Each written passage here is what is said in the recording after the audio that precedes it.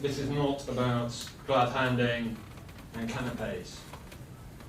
For those that know me, it's not my style. This is a conference about commitment to action.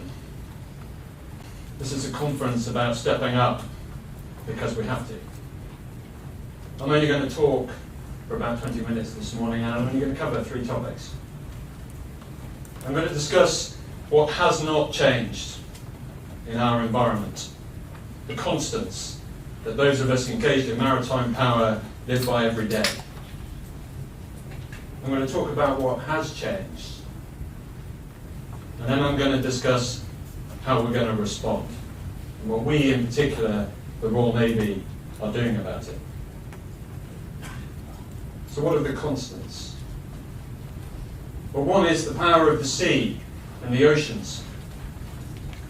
It's not lost on anyone here that all our societies, the whole globe, depends on the free flow of trade that takes place across our oceans. We've all witnessed how vulnerable that trade is to the destruction of one relatively minor actor in the Red Sea. And most of us in this room, most of our careers, have been involved protecting that flow of trade.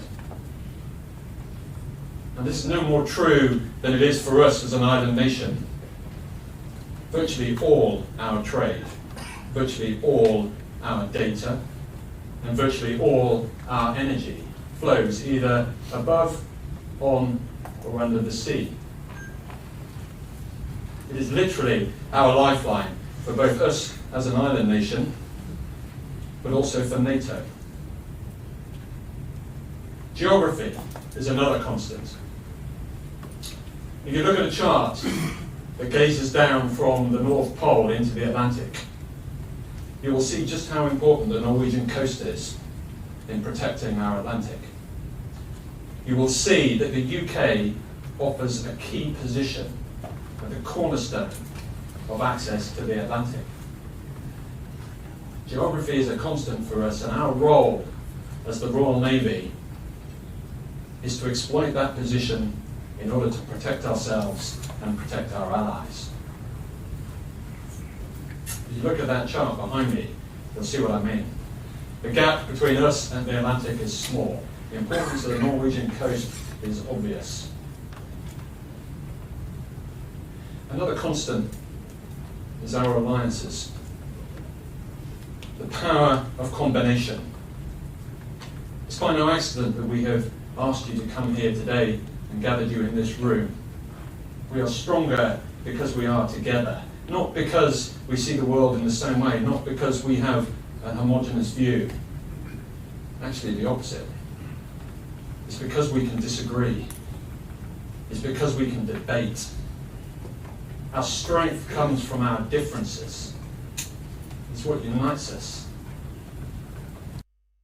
True within NATO, the greatest defensive alliance the world has ever seen.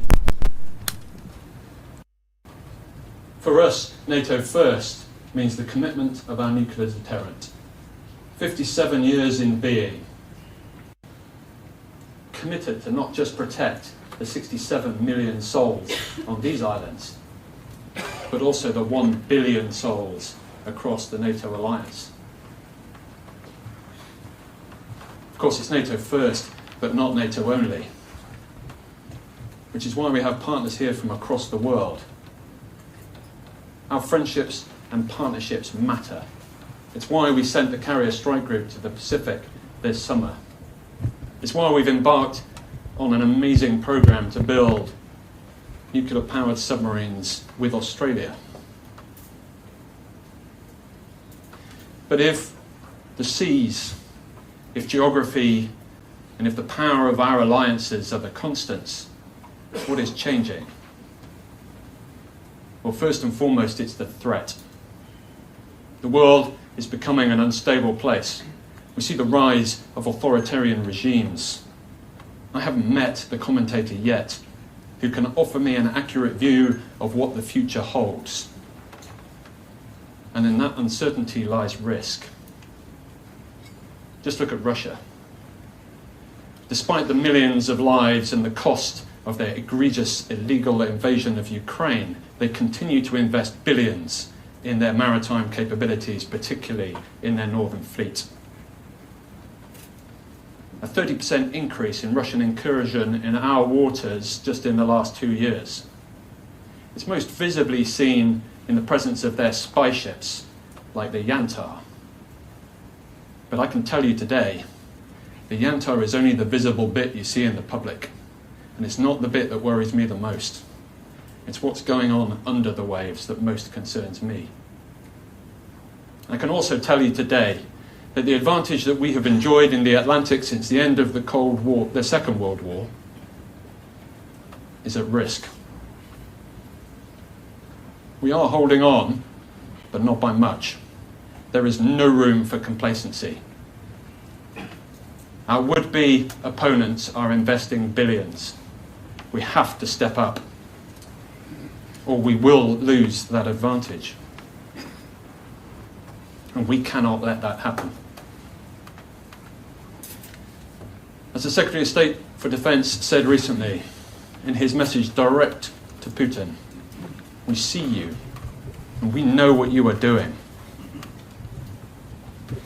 So if the threat is changing, the other thing to watch is technology. Technologies are combining, accelerating at a pace that we have never seen before. The pace of technological change will never ever be as slow again as it is today. This is it. This is as slow as it gets. If you have been baffled by the developments in artificial intelligence over the last couple of years, well, buckle up. The next couple will be even more amazing. And much like the threat and the geostrategic environment, I haven't met the commentator that gives me confidence that they know really what they're talking about as to how the future will look. No offense to the commentators in the audience. But the conclusion for us is not to try and guess what the future holds. The conclusion is to build ourselves for speed.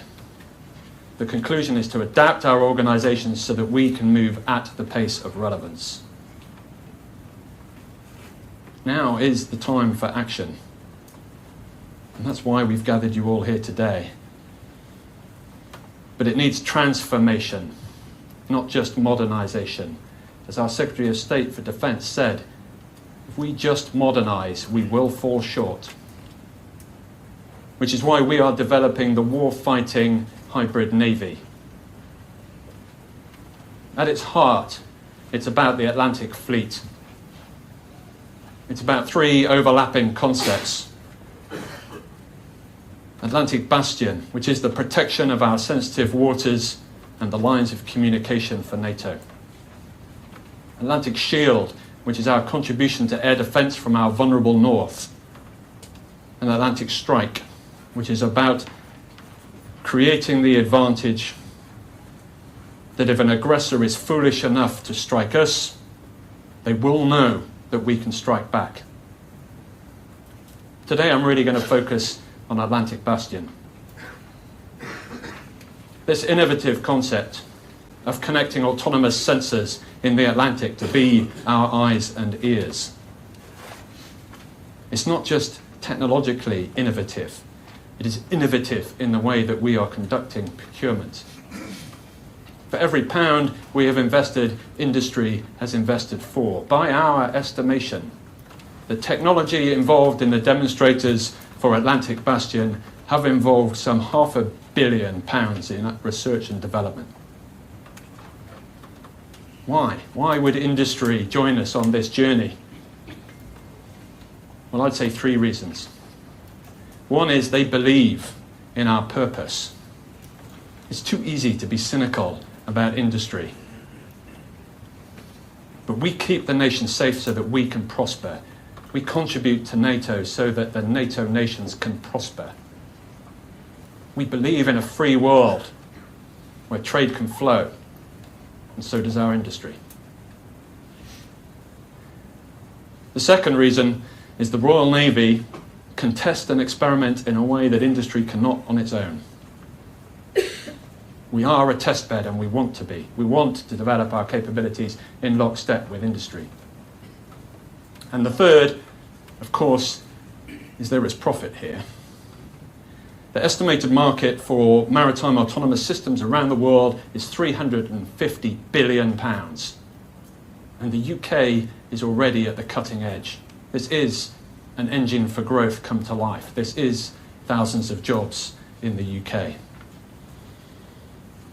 The other innovative thing we've done is we haven't given industry a long list of our requirements. We haven't over-specified what it is we want to do. We have merely given them a problem set and asked them to solve it for us. And they've stepped up in spades. Which is why next year we will have our first sensors in the water. We will issue our contracts for Atlantic Bastion as a service. But we can't do it alone. We can put sensors in the Atlantic, we can connect them to our ships and submarines and our aircraft. We can work as a force, as an integrated force across the Navy, the Air Force, the Army and CSOC. But we really need allies. And that's why I was so pleased last week when the Norwegian Defence Minister said that he wanted to join us in Atlantic Bastion. He wants to connect the new Type 26 ships that we will run as a combined anti-submarine warfare fleet in the high north to Atlantic Bastion. And I want others to join us as well. We need other allies. Together we will build a network that we can connect to our systems and capabilities. And we will remain controlled in the Atlantic. But it's not just Bastion. I said at DCI that we would get our first autonomous escort in the water within 2 years, and we will. It's a key component of Atlantic Shield, and we must prove that it can work. We will get a demonstrator for our fast jet fighter capability off the carrier next year, because it's a key component of Atlantic Strike. We're working closely with the Air Force to make sure that we can develop together, transform together. We will continue to transform the Commando Force in many ways. The Commando Force presaged what happened in Ukraine. We began to transform that force 5 years ago. Small teams of determined, resourceful, independent individuals operating with the best that technology can provide at extended range from friendly lines.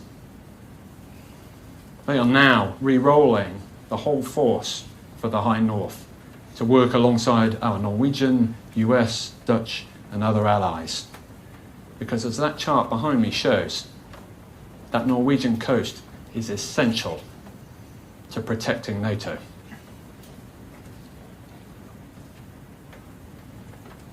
If this all sounds like science fiction, it is not. It is science fact. This is not future technology. This is stuff that is here now. And we have a plan to deliver it. Today I am also launching our Warfighting Ready Plan 2029. It goes live within the Royal Navy as I'm speaking. We have built this plan on the back of extensive wargaming to understand our weaknesses and our strengths, to understand where we can complement our allies and where they can complement us. And we're already rolling out. We will discard the old and leap to the new. We have already moved on from our concepts to replace our LPDs as our landing ships. More distributed, smaller, with more autonomy. Our landing force will match the commando capability we're creating. But the warfighting plan is more than just capability. It's about leadership. We need warfighting leaders. Which is why we've embarked on a program to revise the way we train our officers within the Royal Navy and the Royal Marines. We need leadership excellence. That is, leaders who can deliver results, but they can do it whilst inspiring their people by helping their people to be the best that they can be, because that's how we solve our most difficult problems. Because warfighting is a mindset. Warfighting is a discipline for action, and warfighting is the difference between deterrence and vulnerability. But it's more also than leadership. If we cannot strip back our own bureaucracies, we will not be able to move fast enough. The pace of the threat, the pace of the technological change demands a different approach from us. In the last 100 days within the Royal Navy, we have stripped back unnecessary process to save our people 200,000 hours within the year. That's 200,000 hours we can invest in getting better, in being faster, and in being more prepared. We will unshackle our people so that they can perform.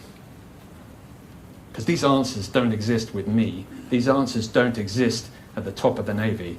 These answers exist with our warfighters and with our people. But to re-emphasize my point, we cannot do this alone. We need industry to work in lockstep with us, and we need allies. We need our allies to join us so that we can protect these seas, we can protect our data cables, our energy, and our supply lines. We must be greater than the sum of our parts. That is what our alliances are all about. And it doesn't matter if it is in NATO or if it's elsewhere around the world. There's a reason we deployed the carrier to the Pacific. There is a reason that the Chief of the Australian Navy has just flown all the way here to join us in this conference. Our alliances stretch far and wide, and we must maximise them. So this is a call for action. We are moving out because we have no choice. The alternative is not worth thinking about. Our job is to be ready. And I want you to join us on that journey. I can't promise it's going to be easy. It's not. We will face headwinds. We will face rough seas. But together, we can solve these problems.